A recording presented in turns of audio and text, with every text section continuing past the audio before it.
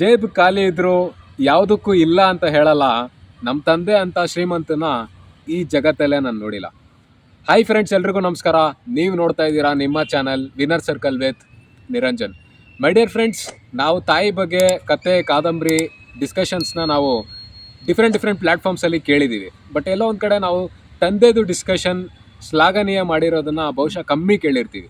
Right, importance of father ಅನ್ನೋ ಈ ಟಾಪಿಕ್ನ ಈ ಒಂದು ವರದಿಯಲ್ಲಿ ಡಿಸ್ಕಸ್ ಮಾಡ್ತೀವಿ. ಸೊ ಯಾರೆಲ್ಲ ನಮ್ಮ ಚಾನಲ್ನ ಸಬ್ಸ್ಕ್ರೈಬ್ ಆಗಿಲ್ಲ, ದಯವಿಟ್ಟು ನಮ್ಮ ಚಾನಲ್ನ ಸಬ್ಸ್ಕ್ರೈಬ್ ಆಗಿ, ಹಾಗೆ ಮೋರ್ ಇಂಪಾರ್ಟೆಂಟ್ಲಿ ವಿಡಿಯೋನ ಕೊನೆವರೆಗೂ ನೋಡಿ ಮಾಡಿ ಫ್ರೆಂಡ್ಸ್.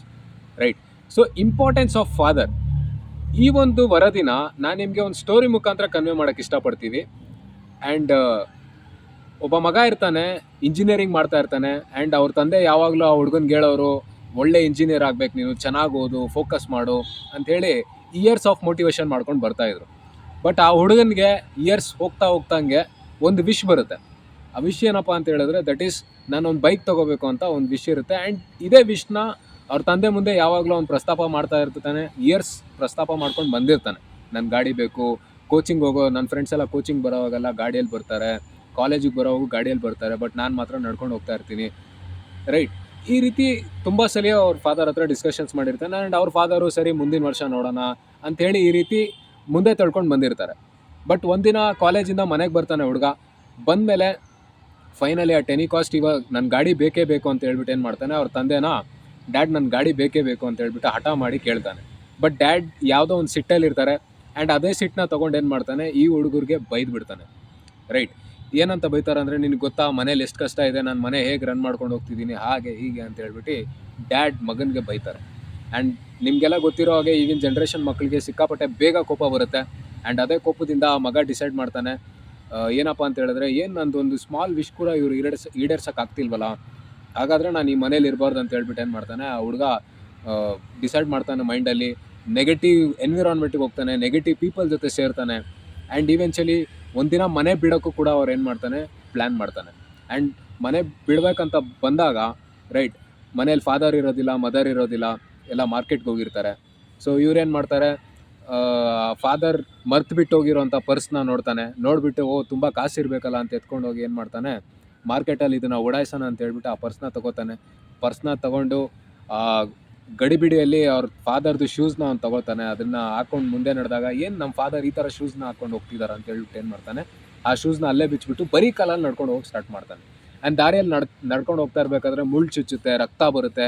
ಬಟ್ ಯಾವುದನ್ನು ಕೇರ್ ಮಾಡ್ಕೊಳ್ಳದೆ ಅವ್ರ ತಂದೆ ಬಗ್ಗೆ ಬೈಕೊಂಡು ಹೋಗ್ತಾ ಇರ್ತಾನೆ. ನಮ್ಮ ತಂದೆ ಹಾಗೆ ಹೀಗೆ, ರೈಟ್, ಏನೂ ಮಾಡೋಕ್ಕಾಗಲಿಲ್ಲ, ದೀಸ್ ಆ್ಯಂಡ್ ದಟ್ ಅಂತ ಬೈಕೊಂಡು ಹೋಗ್ತಾ ಇರ್ತಾನೆ. ಬಟ್ ಸ್ವಲ್ಪ ಹೋಗೋದ್ಮೇಲೆ ಆ ಪೇನ್ ಅವನಿಗೆ ಜಾಸ್ತಿ ಆಗುತ್ತೆ. ಎಲ್ಲೋ ಒಂದು ಕಡೆ ಕುತ್ಕೊಂಡು ರಿಲ್ಯಾಕ್ಸ್ ಮಾಡಬೇಕು ಅನ್ನೋ ಒಂದು ಕನ್ಕ್ಲೂಷನ್ಗೆ ಬರ್ತಾನೆ. ರೆಸ್ಟ್ ಮಾಡೋಣ ಸ್ವಲ್ಪ ಅಂತ ಹೇಳ್ಬಿಟ್ಟು ಒಂದು ಜಾಗದಲ್ಲಿ ಕೂತ್ಕೊಂಡಾಗ ಆ ವ್ಯಾಲೆಟ್ ನೋಡ್ತಾನೆ. ಸೊ ಇದರಲ್ಲಿ ಕಾಸು ಇರುತ್ತೆ. ಫಸ್ಟ್ ನಾನು ಹಾಸ್ಪಿಟ್ಲಿಗೆ ಹೋಗೋಣ, ಹಾಸ್ಪಿಟ್ಲಿಗೆ ಹೋಗ್ಬಿಟ್ಟು ನಾನು ಟ್ರೀಟ್ಮೆಂಟ್ ಮಾಡ್ಕೊಂಡು ಕಾಲು ಸರಿ ಮಾಡ್ಕೊಳ್ಳೋಣ, ಅದಾಗಮೇಲೆ ಮಿಕ್ಕಿರೋ ಕಾಸು ಇದೆಯಲ್ಲ ಅದನ್ನು ಉಡಾಯಿಸೋಣ ಮಾರ್ಕೆಟಲ್ಲಿ ಅಂತ ಹೇಳ್ಬಿಟ್ಟು ಏನು ಮಾಡ್ತಾನೆ, ಡಿಸೈಡ್ ಮಾಡ್ತಾನೆ. ಆ್ಯಂಡ್ ಬಿಫೋರ್ ಅಲ್ಲಿಂದ ಎದ್ದೋಗೋಕ್ಕಿಂತ ಮುಂಚೆ ಆ ವ್ಯಾಲೆಟ್ ಸ್ವಲ್ಪ ತಿಕ್ಕಿಗಿರುತ್ತೆ. ಸೊ ಅದನ್ನ ಎತ್ತುತ್ತಾನೆ. ಎದ್ಬಿಟ್ಟು ಏನು ತುಂಬ ಜಾಸ್ತಿ ಕಾಸು ಇರಬೇಕಲ್ಲ ಅಂತ ಎತ್ತಿ ನೋಡಿದಾಗ ಆ ವ್ಯಾಲೆಟಲ್ಲಿ ಬರೀ 100 ರೂಪೀಸ್ ಇರುತ್ತೆ. ಆ್ಯಂಡ್ ಆ 100 ರೂಪೀಸ್ನ ನೋಡಿದ್ಮೇಲೆ ಈ ಫೀಲ್ ವೆರಿ ಡಿಸಪಾಯಿಂಟೆಡ್. ಏನು ನಮ್ಮಪ್ಪ ಬರೀ 100 ರೂಪಾಯಿ ಹಿಡ್ಕೊಂಡು ಓಡಾಡ್ತಿದ್ದಾರಲ್ಲ ಅಂತ ಹೇಳ್ಬಿಟ್ಟು ವೆರಿ ಅಶೇಮಾಗಿ ಮಾತಾಡ್ತಾನೆ. ಆ್ಯಂಡ್ ಅದರಲ್ಲಿ ತುಂಬ ಕಾಗದಗಳಿರುತ್ತೆ, ಬಿಲ್ಸ್ ಇರುತ್ತೆ, ರೈಟ್. ಸೊ ಒಂದೊಂದಾಗಿ ಅವ್ರು ಏನು ಮಾಡ್ತಾರೆ, ಸರಿ ಆ್ಯಕ್ಚುಲಿ ಪರ್ಸಲ್ಲಿ ಇವರು ಇಟ್ಟಿರೋ ಡೀಟೇಲ್ಸ್ ಆದರೂ ಏನಿದೆ ಅಂತ ಹೇಳ್ಬಿಟ್ಟು ನೋಡ್ತಾನೆ. ಸೊ ಮೊದಲನೇ ಪೇಪರ್ ಎತ್ತುತ್ತಾನೆ. ಸೊ ಆ ಪೇಪರಲ್ಲಿ ಏನಿರುತ್ತೆ, 40,000 ರೂಪೀಸ್ ಯಾರ ಹತ್ರನೂ ಸಾಲ ತೊಗೊಂಡಿರೋದು ರೆಸಿಪ್ಟ್ ಇರುತ್ತೆ. ಆ್ಯಂಡ್ ಆ ಸಾಲ ಏನಕ್ಕೆ ತೊಗೊಂಡಿರೋದಂತಲೂ ಮೆನ್ಷನ್ ಆಗಿರುತ್ತೆ. When I was in first year of ಇಂಜಿನಿಯರಿಂಗಲ್ಲಿದ್ದಾಗ ಲ್ಯಾಪ್ಟಾಪ್ ಬೇಕು ಅಂತ 1 ವರ್ಷದಿಂದ ಹಠ ಮಾಡಿರ್ತಾನೆ. ಸೊ ಆ ಲ್ಯಾಪ್ಟಾಪ್ಗೋಸ್ಕರ ಆ 40,000 ರೂಪಾಯಿ ಸಾಲ ಇರುತ್ತೆ. ಆ್ಯಂಡ್ ಆ ರಿಸಿಪ್ಟು ಆ ಸಾಲ ತೀರ್ಸೋಕ್ಕೆ ಇನ್ನೂ ಅವ್ರ ತಂದೆ ಅದನ್ನು ಇಟ್ಕೊಂಡಿರ್ತಾರೆ, ರೈಟ್. ಆ್ಯಂಡ್ ಅದರಲ್ಲಿ ಇನ್ನೂ ಸಾಕಷ್ಟು ಬಿಲ್ಸ್ಗಳಿರುತ್ತೆ. ಟೆಲಿಫೋನ್ ಬಿಲ್ಸ್ ಇರುತ್ತೆ, ಮೊಬೈಲ್ದು ಬಿಲ್ಸ್ ಇರುತ್ತೆ, ರೇಷನ್ದು ಖರ್ಚು ಇರುತ್ತೆ, ಎಲೆಕ್ಟ್ರಿಸಿಟಿ ಬಿಲ್ಸ್ ಇರುತ್ತೆ, ರೈಟ್. ಆ್ಯಂಡ್ ಇಷ್ಟೆಲ್ಲ ಅವ್ನು ನೋಡ್ತಾ ಇರಬೇಕಾದ್ರೆ ಅವನಿಗೆ ವಾಟ್ ಈಸ್ ಲೈಫ್ ಅಂತ ಅರ್ಥ ಆಗೋಗುತ್ತೆ ಒಂದು ಫ್ರ್ಯಾಕ್ಷನ್ ಆಫ್ ಮೂಮೆಂಟ್ ಆಫ್ ಟೈಮಲ್ಲಿ.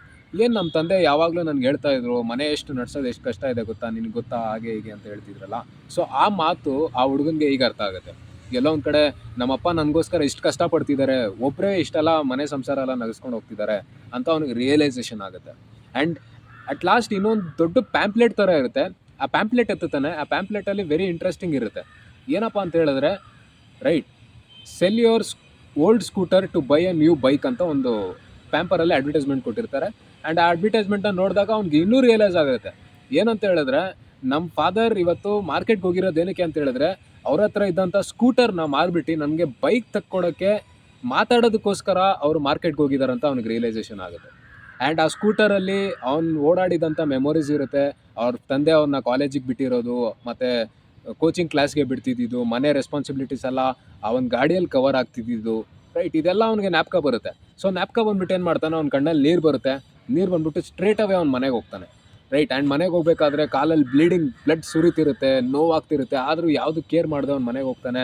ತಂದೆ ತಾಯಿ ಇರ್ತಾರ ಅಂತ ನೋಡ್ತಾನೆ, ಬಟ್ ತಂದೆ ತಾಯಿ ಯಾರೂ ಇರೋದಿಲ್ಲ, ಎಲ್ಲ ಮಾರ್ಕೆಟಲ್ಲಿ ಇರ್ತಾರೆ. ಸೊ ಆ್ಯಡಲ್ಲಿ ಕೊಟ್ಟಿದ್ದಂಥ ಅಡ್ರೆಸ್ಗೆ ಕಾಂಟ್ಯಾಕ್ಟ್ ಮಾಡ್ತಾನೆ. ಸೊ ಕಾಂಟ್ಯಾಕ್ಟ್ ಮಾಡಿಬಿಟ್ಟು ಏನು ಮಾಡ್ತಾನೆ, ಆ ಅಡ್ರೆಸ್ ರೀಚ್ ಆಗ್ತಾನೆ. ರೀಚ್ ಆದಾಗ ಅಲ್ಲಿ ಅವ್ರ ತಂದೆ ಆ ಸ್ಕೂಟರ್ನ ಸೇಲ್ ಮಾಡೋಕ್ಕೆ ಏನು ತಯಾರಿ ನಡಿಬೇಕಿತ್ತು ಆ ತಯಾರಿ ಎಲ್ಲ ನಡೀತಿರುತ್ತೆ, ಪ್ಲ್ಯಾನಿಂಗ್ಸ್ ನಡೀತಿರುತ್ತೆ, ರೈಟ್. ಇವನೇನು ಮಾಡ್ತಾನೆ, ಅವ್ರ ತಂದೆ ಕಾಲಿಗೆ ಬೀಳ್ತಾನೆ, ಬಿದ್ದುಬಿಟ್ಟು ಕ್ಷಮಾಪಣೆ ಕೇಳ್ತಾನೆ, ಜೋರಾಗಿ ಅಳಕ್ಕೆ ಸ್ಟಾರ್ಟ್ ಮಾಡ್ತಾನೆ. ಡ್ಯಾಡ್, ರೈಟ್, ಇವತ್ತು ನಾನು ಎಂಥ ಒಂದು ದೊಡ್ಡ ಪಾಪದ ಕೆಲಸ ಮಾಡ್ತಿದ್ದೆ ಅಂತ ಹೇಳಿದ್ರೆ, ಮನೆ ಬಿಡೋಕ್ಕೆ ಹೋಗೋಕ್ಕೆ ರೆಡಿಯಾಗಿದ್ದೆ, ರೈಟ್. ನಿನ್ನ ಪರ್ಸ್ನೇ ಎತ್ಕೊಂಡು ದುಡ್ಡನ್ನ ಉಡಾಯಿಸೋಣ ಅಂತ ರೆಡಿಯಾಗಿದ್ದೆ. ಪ್ಲೀಸ್ ಡ್ಯಾಡ್, ಈ ಸ್ಕೂಟರ್ನ ನೀನು ಸೇಲ್ ಮಾಡಬೇಡ. ಇದು ನಿನ್ನ ಜೀವನದಲ್ಲಿ ತುಂಬ ಒಂದು ಒಳ್ಳೆ ಮೆಮೊರೀಸ್ ಇದೆ, ನನಗೂ ಒಂದು ಒಳ್ಳೆ ಮೆಮೊರೀಸ್ ಇದೆ. ನಾನು ಒಂದಲ್ಲ ಒಂದಿನ ಒಳ್ಳೆ ಇಂಜಿನಿಯರ್ ಆಗ್ತೀನಿ, ಚೆನ್ನಾಗಿ ಸಂಪಾದನೆ ಮಾಡ್ತೀನಿ. ದಯವಿಟ್ಟು ಈ ಸ್ಕೂಟರ್ನ ಮಾತ್ರ ಸೇಲ್ ಮಾಡಬೇಡ. ನಿನ್ನ ವ್ಯಾಲ್ಯೂ ಏನಂತ ನನಗೆ ಅರ್ಥ ಆಯಿತು.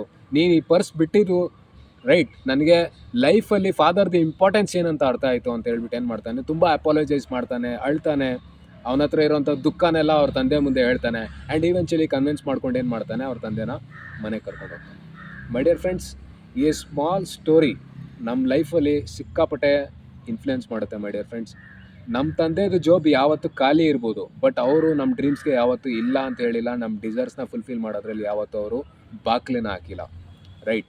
ಯಾವಾಗಲೂ ಅಷ್ಟೇ ಅವ್ರದ್ದು ಹೆಲ್ಪಿಂಗ್ ಹ್ಯಾಂಡ್ಸ್ ನಮ್ಗೆ ಇದ್ದೇ ಇರುತ್ತೆ. ಅವ್ರದ್ದು ಇದ್ದಂಥ ಡ್ರೀಮ್ಸ್ನ ಸ್ಯಾಕ್ರಿಫೈಸ್ ಮಾಡಿ ನಮ್ಮ ಕನಸಲ್ಲಿ ಅವ್ರ ಕನಸನ್ನ ನೋಡೋಕ್ಕೆ ಇಷ್ಟಪಡ್ತಾರೆ, ರೈಟ್. ಸೊ ಯಾವಾಗಲೂ ಅಷ್ಟೇ ನಮ್ಮ ತಂದೆ ತಾಯಿಗಳಿಗೆ ಯಾವಾಗಲೂ ನಾವು ಕೃತಜ್ಞತರಾಗಿರಬೇಕು, ರೈಟ್. ಅವ್ರು ಇದ್ದಾರೆ ಅಂತ ಹೇಳಿದ್ರೆ ಎಲ್ಲೋ ಒಂದು ಕಡೆ, ರೈಟ್, ಆ ಒಂದು ಪ್ರೀತಿ, ವಾತ್ಸಲ್ಯ ಮತ್ತು ಮೆಟೀರಿಯಲಿಸ್ಟಿಕ್ ಥಿಂಗ್ಸ್ ನಮ್ಮ ಹತ್ರ ಇಲ್ಲದೇ ಇರ್ಬೋದು, ಬಟ್ ಆ ಒಂದು ವಾತ್ಸಲ್ಯ ಪ್ರೀತಿ ಇದೆಯಲ್ಲ, ಅದು ಲೈಫ್ ಟೈಮ್ ನಮ್ಮ ಹತ್ರ ಕಂಟಿನ್ಯೂ ಆಗುತ್ತೆ.